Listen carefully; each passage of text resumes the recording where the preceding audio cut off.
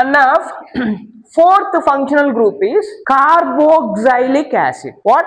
Carboxylic acid. Carboxylic acid. Right. Carboxylic acid chemical formula lo emuntundanante chivarlo COOH అని ఉంటుంది. ఏముంటుంది? COOH. ఓకేనా? COOH.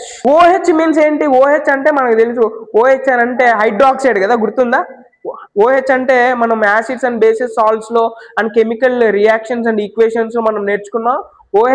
OH అంటే hydroxide కదా. OH అనేది మనం ఒక్కసారిగా రాయాలి. నా సి అందుకంటే స్ట్రక్చర్ వేసేటప్పుడు ఒక సి కనెక్టెడ్ టు ఆక్సిజన్ వేశారు కాబట్టి ఖచ్చితంగా అక్కడ ఏ బాండ్ ఉండాలి? డబుల్ బాండ్ ఉండాలి. అందుకే డబుల్ బాండ్ వేసాం. అండ్ OH అనేది సపరేట్ గా వేసాం. అర్థమవుతుందని చెప్పేది. అన్న this name carboxylic acid name ends with what? Oic acid. ఏదాంతో ఎండ్ అవుతుంది ఇది? Oic acid. ఎగ్జాంపుల్ చూస్తే అర్థమవుతుంది. ఇక్కడ చూడండి ఒకసారి. HCOOH అని ఉంది. HCOOH ఉంది. సో ఫస్ట్ హాలోజన్ అయితే ఏమైనా హాలోజన్స్ ఉన్నాయి? No halogens are there. So ఎక్కడైనా OH కనబడుతుందా? OH కనబడుతుంది. ఇక్కడ చూసారా? OH కనబడుతుంది కదా. అక్కడ OH కనబడుతుంది. వెంటనే అది ఆల్కహాల్ అనుకోకూడదు మీరు. ఓకేనా? వెంటనే అది ఆల్కహాల్ అనుకోకూడదు. ఓకే. నెక్స్ట్ వన్ ఆల్డిహైడ్ గ్రూపా? ఆల్డిహైడ్ గ్రూప్ లో ఏంటి? CHO కనబడుతుంది ఎక్కడైనా? ఇక్కడ నో. కాబట్టి ఇది ఆల్డిహైడ్ గ్రూప్ కాదు, హాలైడ్ గ్రూప్ కాదు. అయితే ఒక డౌట్ ఉంది, ఆల్కహాల్ గ్రూప్ ఏమో అని డౌట్ ఉంది కదా.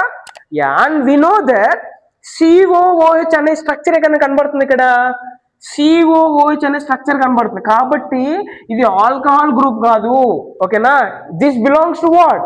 This belongs to carboxylic acid functional group అని డిసైడ్ చేస్తాం. అర్థమవుతుందని చెప్పేది.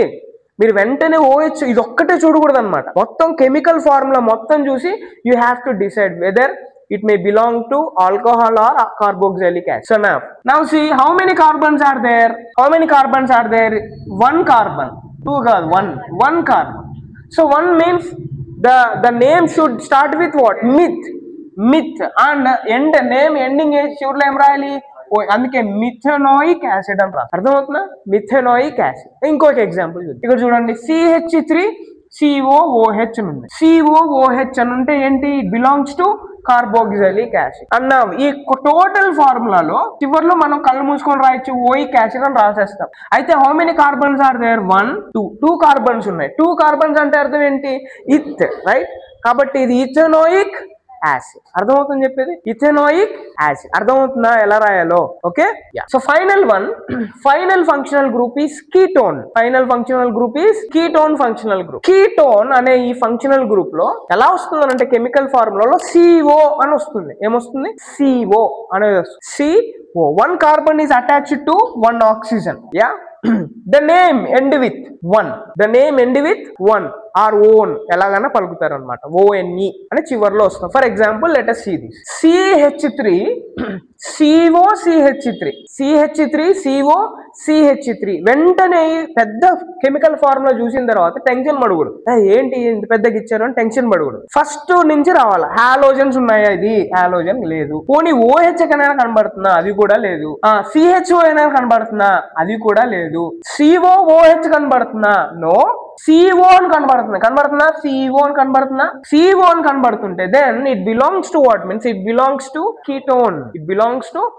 And the name should end with ONE అని రాయాలి చివరిలో. And now count the carbon. 1 2 and 3 carbons ఉన్నాయి కాబట్టి ఏం రావాలి? ప్రోప్ అని రావాలి.